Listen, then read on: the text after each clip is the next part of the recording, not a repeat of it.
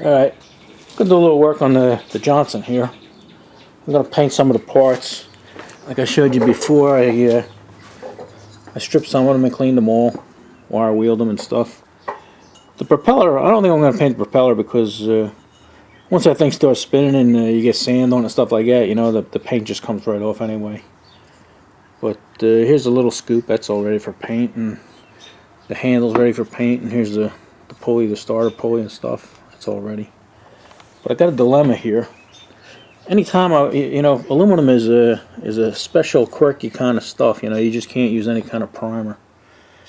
And what I've always used is zinc chromate. I don't know if you can see this here. Is zinc chromate, but this shit's like $100 a quart or something. But anytime I've ever painted aluminum, you know, I painted the aircraft carriers and battleships and airplanes and everything. It's always been, this is green, but I've always used the yellow and stuff, and that's what I use, zinc chromate. You know, the stuff is real toxic too. But I was going to try this other stuff here, this Rust-Oleum aluminum primer, and I'm not so sure about it. I mean, it's let's see if we can focus in on it. Here we go, it's going. Rust-Oleum aluminum primer, especially formulated, you know, but I got my doubts. So what I'm going to do is I'm going to prime one piece with that. This is actually white. Prime one with that, and then here we got this self-etching primer. Let's see if this focuses for us here. Looks like it's almost focused. Self-etching primer, prepare bare metals and aluminum.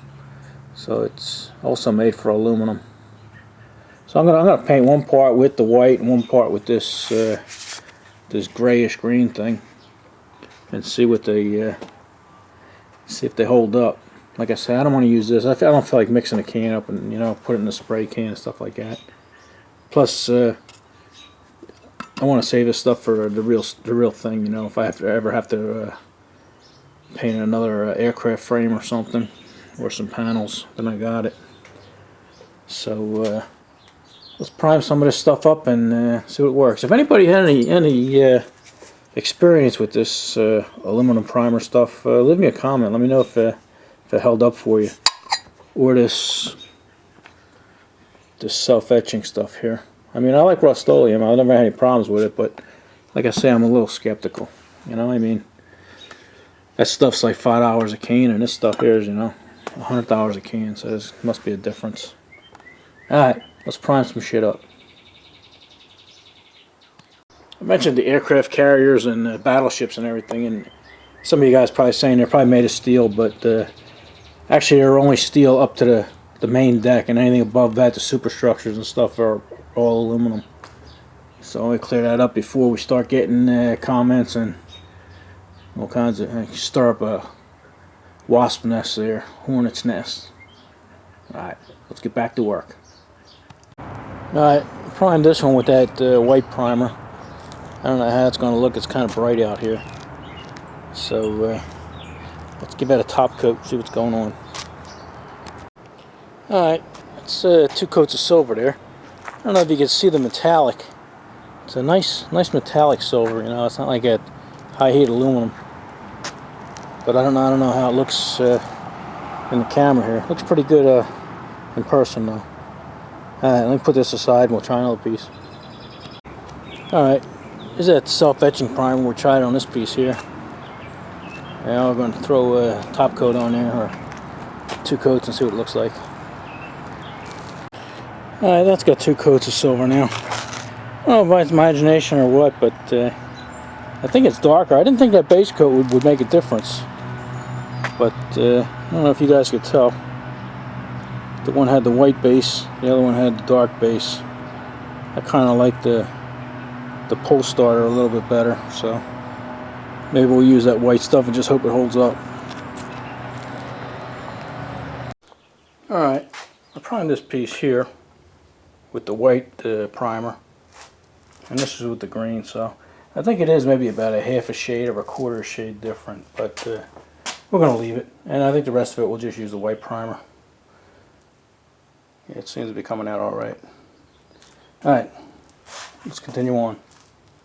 Alright, I got the exhaust pipe here, silencer or spark arrestor, I don't know what you want to call it, but it's got a little bit of this corrosion on there, or sediment or stuff. It's not really that bad, but I want to try and clean it up and shine it up, and I was trying to figure out, you know, what I could use without damaging or taking too much material off. And I think I found just the right thing. See, that's all right. That wasn't doing the job.